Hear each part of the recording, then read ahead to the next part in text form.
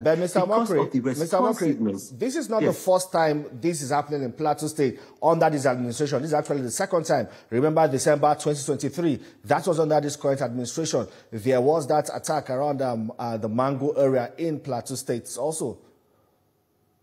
Yeah, so you're talking about an administration that is 2 years, and then it has happened twice. If you go back in history with other administrations, at the 2-year mark, it had happened about 18 times. If you go back to Yar'Adua administration, go back to what happened at Dogo Nahawa. If you go back to the Yar'Adua administration, Yar'Adua was in power for less than 2 years before, unfortunately, he passed away. It had happened in Plateau State about, I think, a total of about 17 times.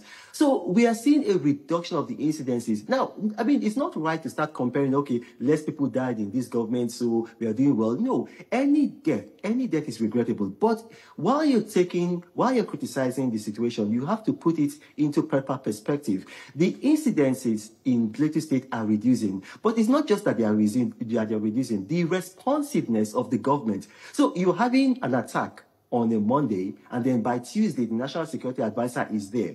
Troops are there. The route where these people came in, you have troops going there, you have helicopters, you have helicopter gunship. That is responsiveness. So Nigerians have to realize that there is no country that is free of these kinds of criminality and terror. But the thing is that what is the response of the government? In Nigeria, the response of the government has been improved. And so we need to recognize that, and we need to work with them to make sure that these things are reduced to the barest minimum. All right. From security now, let's talk about the economy. The recent Fitch rating upgrading Nigeria to B from B-, an endorsement of President Bola Tinubu's policy reforms, But for the generality of Nigerians, what does this mean? Because it appears as if it's only the presidency that is excited about these. Nigerians are yet to understand how will this translate to meaningful economic growth and empowerment for them. If you read the Fitch report, because a lot of things there's one common practice that we have as Nigerians. We just read headlines and then we postulate on the headlines. I read the Fitch report. You understand, Fitch are the #1 ratings agency in the world, followed by Standard & Poor's, followed by KPMG. Now, if you read the Fitch report, they talk about a number of things. One of the things that they talk about foreign inflow into Nigeria. Foreign inflow into Nigeria right now has increased by a factor of 5-fold. So there's more foreign direct investment coming into Nigeria.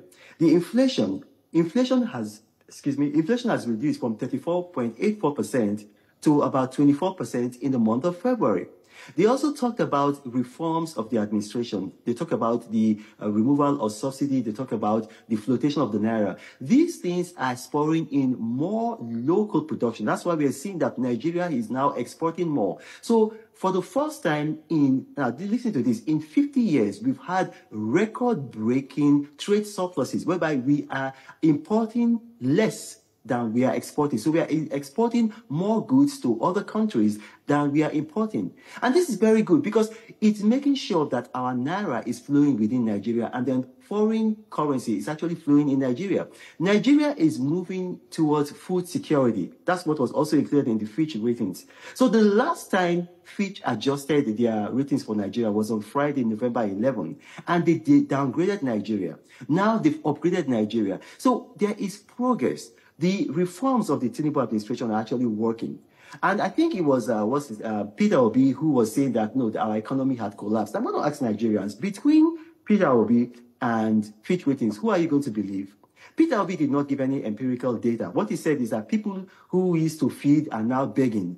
That's emotion. That's populism. That is not data. If you look at the data in Nigeria right now, you're seeing that Nigerians, their purchasing power has increased. And how do we know that? The minimum wage used to be about 30,000 naira. The minimum wage has been increased. It's now more than double. States are now receiving sometimes triple what they used to get from the federal allocation. I'm going to mention a state like Anambra State, where Peter Obi is from. Anambra State is almost receiving triple what they used to receive from the federal allocation. If you look at a state like Lagos State, for instance, now you've seen that local government autonomy is now working in Lagos State.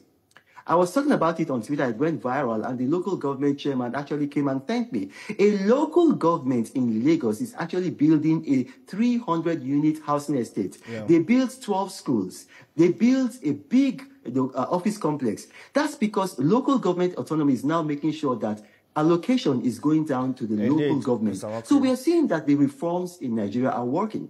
All right, then. You know, some people say they agree with you that indeed these reforms